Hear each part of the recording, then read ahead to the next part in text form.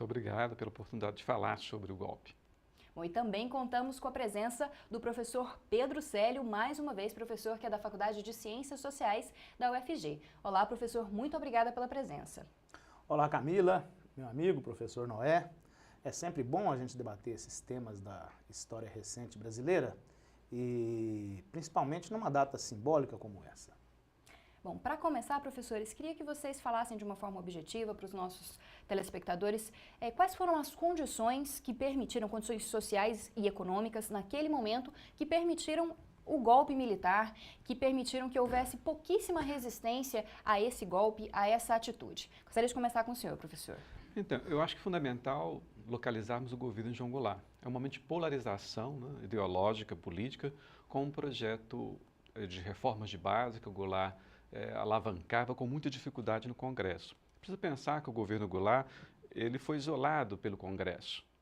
Ele não tinha mais ação parlamentar, então restou ao presidente Goulart, não vou historiar todo o período, que é um período parlamentar, depois presidencialista, né, mas restou ao Goulart, né, o apelo às ruas. No momento que ele vai às ruas, assinando decretos em comícios, né, o slogan, a reforma na lei ou na marra, isso rompe o pacto que permitia algum grau de capacidade política do presidente. Então, nesse momento, a sociedade se polariza e a resposta aos grandes comícios, a resposta a essa mobilização popular, o grupo conservador também fez marchas e começou a articular o golpe. Então, na verdade, o desfecho do golpe foi algo que era mais ou menos esperado, mas a reação a ele é uma reação menor, porque o golpe acabou retirando as possibilidades de ação política dos próprios partidos, da própria população. Então, a reação virá posteriormente. Então, é uma reação diminuta no primeiro momento, mas no segundo momento a sociedade brasileira reage, e essa reação levará ao endurecimento da própria ditadura. Bom, professor, o que o senhor teria? É muito importante essa observação do professor Noé, porque, na verdade, todo ato político que fica marcado na história de uma nação, de uma sociedade, ela é avaliada depois, como nós podemos fazer aqui, né, pelo grau de legitimidade que ela conseguia obter. E o golpe militar aqui no Brasil, ele teve uma reserva de legitimidade assegurada. Se nós nos lembrarmos das imagens daquela época, uma das mais marcantes nos dias antecedentes ao 31 de março, são as marchas da família com Deus pela propriedade. Então isso era, imagine vocês naquela época, nas cidades como São Paulo, Rio de Janeiro, Belo Horizonte, passeatas e marchas com 500 mil pessoas, 1 milhão de pessoas nas ruas, contra o governo Goulart, contra a tendência que se dizia esquerdizante das reformas do governo Goulart. Então, do ponto de vista desse contexto interno no Brasil, o golpe se apoiava nesse aspecto. E do ponto de vista internacional também, eu acho que essa polarização a qual o professor Noé se referiu, ela é entendida nesse plano internacional. Nós estamos ainda vivendo momentos fortes, né, dos ares da Guerra Fria, onde qualquer tipo de possibilidade de autonomia nacional no terceiro mundo era visto como também vínculo com a União Soviética. Então as forças do Ocidente, lideradas pelos Estados Unidos, entraram bravamente aqui no Brasil para também articular o golpe. Quando hoje a gente fala golpe militar, é uma maneira rápida, mas que reduz muito a qualidade explicativa daquele momento. O golpe foi militar, mas foi também civil.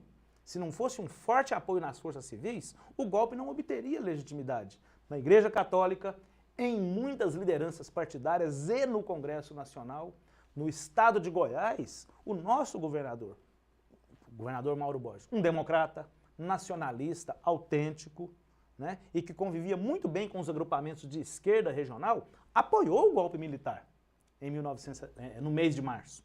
Só depois, no mês de novembro, como disse o professor Noé, é que muitas forças de apoio vão percebendo o golpe em que caíram, né, e depois vão se desgarrando e passando para a oposição. No mês de novembro é que Mauro Borges se torna um opositor ao regime militar. Mas durante os mais de 20 anos da ditadura, houve um apoio civil e político mesmo, fora do militarismo, a essa ditadura? Eu queria reforçar o que o professor Pedro Célio colocou. É preciso pensar a história do golpe em seus vários momentos, né? Uma coisa é a articulação do golpe com o próprio presidente Castelo Branco, onde o movimento civil e a ideia de que o golpe ainda tinha um braço civil forte, né, com Lacerda especialmente, era mais ou menos possível de acreditar que havia um projeto de devolução do poder aos civis. Isso se modifica. Então, a postura do Mauro Borges, que o Pedro Sérgio muito bem colocou, mostra que o golpe tem que ser pensado no tempo. Então, esse apoio civil, há sim um apoio civil, há sim uma certa legitimidade do golpe, mas no momento, historicamente, você vai percebendo que as atitudes, o endurecimento do regime e a formação da oposição também, principalmente né, com o MDB se fortalecendo nas eleições de 74, isso modifica a dinâmica do golpe. Então, uma coisa é pensar o regime em 64, outra coisa é pensar o regime com Médici, outra coisa é pensar o regime com anistia, entendeu? Então, há sim, evidentemente o golpe tem uma hegemonia militar e conteste, mas os civis não perderam a articulação, mesmo porque havia uma vida partidária e interesses sendo efetivamente trocados, negociados, o que não diminui a ideia que nós estamos diante de uma ditadura, mas efetivamente é uma ditadura que tem a sua própria historicidade, que deve ser pensada a partir da própria perspectiva política que se colocou para os agentes naquele momento. E do ponto de vista da caracterização do regime que se inicia em 1964, é muito importante observar esses momentos, porque tem algumas datas fatais e emblemáticas. O golpe de 64, com a sua natureza autoritária, ditatorial, repressiva, ele vai se confirmar só em 1968, no 13 de dezembro de 68, quando é editado o Ato Institucional número 5. Embora, antes disso, já mesmo no segundo mês após o golpe, lá maio, junho, se não me engano, é editado o Ato Institucional número 1, que acaba com os partidos políticos e fecha o Congresso Nacional. E caça mandatos de muitas lideranças e prende sindicalistas, persegue o movimento estudantil, prende a inteligência nacional, decreta censura nos jornais, isso já no seu início. Então, de origem, esse teor repressivo, ele aparece, mas ele não se consolida porque ele passa por muitas negociações internas dentre as forças que apoiaram o golpe, porque havia a expectativa de devolução rápida do poder às forças civis, ainda que de direita, ainda que conservadoras, mas havia uma expectativa de retorno ao jogo democrático, que a cada ato não vai se confirmando, e ao contrário, vai se aprofundando e se afunilando todas as opções golpistas no sentido da ditadura. E isso vai se consumar em 1968, né, com o Ato Institucional número 5. Bom, para você falar um pouquinho a respeito do contexto político internacional, qual que é a interferência desse contexto e principalmente das ações dos Estados Unidos naquela época ainda de polarização com o socialismo? Qual é a interferência, principalmente americana e internacional, na ditadura brasileira? Eu acho que o professor Pedro já colocou essa questão, mas vivemos uma época de Guerra Fria, né?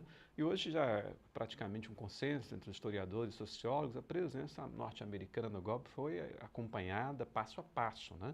Então, a articulação do golpe passa por uma gestão tanto política como militar mesmo, de um forte apoio norte-americano ao golpe. Então, o golpe também nós não podemos colocar como fenômeno, né, do imperialismo norte-americano, seria de todo simplificar o processo. Mas havia um receio de que a reação que não houve, né, havia um enorme receio que fosse as políticas se mobilizassem, criassem um ambiente de transformação no Brasil, né?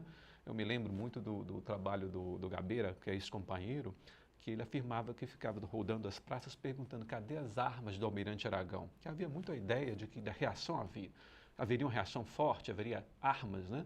E havia a ideia que havia um golpe de esquerda também. Então nós vivíamos um período onde a ideia de golpes tanto era uma perspectiva de um golpe de direita como uma perspectiva de um golpe de esquerda. Então foi nesse ambiente que se colocou o golpe. No entanto, quem tinha efetivamente poder para mobilizar tropas era o grupo do Exército como segmento conservador, enquanto a esquerda ficava pensando no apoio que teria nos quartéis, né? Mas esse apoio se mostrou absolutamente frágil. Essa é a questão. O próprio Almirante Aragão, que era, né, foi preso e torturado. Então a história começa com também não apenas uma depuração envolvendo política, uma depuração nos quartéis. Então o poder militar controla de modo muito objetivo o esquema de João Goulart, o que mostra a fragilidade do apoio que o Goulart tinha em relação ao próprio Exército.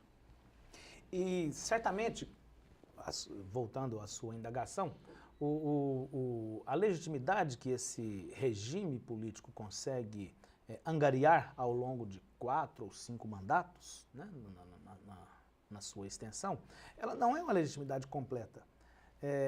Com o ato número 5, né, inicia-se um período aqui logo que talvez seja o mais repressivo de todos, porque logo em seguida vem o presidente Emílio Garrastazu Médici, que significa ainda um aprofundamento da opção de 1968, com Costa e Silva. Então, uma opção por mais controle sobre as instituições da democracia, né? Mais controle sobre o Congresso, sobre as eleições, sobre os partidos, sobre a ação da população em qualquer nível. E no período Médici acontece aquilo que também é muito marcante da ditadura brasileira, que é o êxito econômico através do milagre, chamado milagre econômico. Então, uma expansão de crédito para conquistar apoio das classes médias, uma maneira de mudar a legislação em relação aos direitos trabalhistas, que vem lá desde antes com o Fundo de Garantia por Tempo de Serviço, que era para capitalizar a indústria da construção civil e aumentar a margem de emprego nas grandes cidades, principalmente para as classes populares que vinham do campo. Não devemos esquecer isso. A década de 60 inteira é quando tem os maiores índices, até então, né, do êxodo rural, das pessoas saindo das cidades pequenas, das atividades agrícolas e vindo para as cidades. Aonde esse pessoal ia? As cidades brasileiras estavam ameaçando se tornar um verdadeiro barril de pólvora, né? Uma espécie de massa disponível para as esquerdas, para a ação das esquerdas. Então, o FGTS cumpria essa dupla função de injetar, né? Injetar recursos na atividade da construção civil nos meios urbanos, né? E também de garantir emprego, de financiar casa própria. E então o regime político se estruturava em toda a vida nacional. Então o milagre econômico dura até 1973. E por contingências da situação internacional também, que entra numa crise decorrente da crise do petróleo, né, a insatisfação popular começa a aparecer rapidamente.